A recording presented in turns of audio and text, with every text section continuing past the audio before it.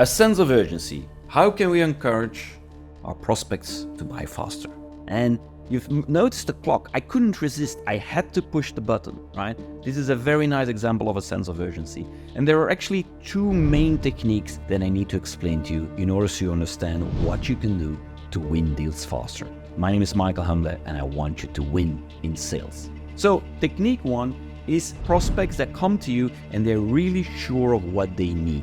So they understand the problem that they have, so they implicitly know the solution. So the only thing you can do, if somebody tells you, this is exactly what I need a cup to put water in there. What you need to do is you need to bring them out of balance. You need to unstructure them. You need to shake the tree so they start thinking about, oh, I don't really know what the problem is. So the way to do it by explaining is that the problem they have is way bigger than they think.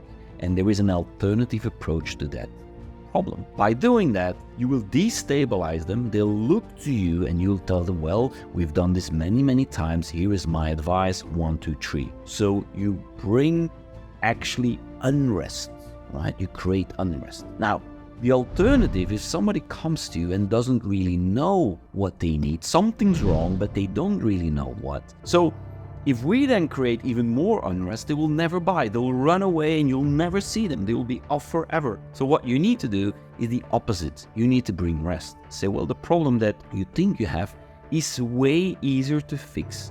Then you realize we've done this so many times before with our model. It's 1, 2, 3, and off we go. So remember two things. One, if somebody's really sure, your job is to create unrest. If somebody's unsure and they know something's wrong but they don't really know what, your job is to do the opposite, which is to create rest. By having those two techniques, every salesperson should have those techniques in their back pocket and ask some questions and then get out one of those two techniques. I'm absolutely confident you will win in sales.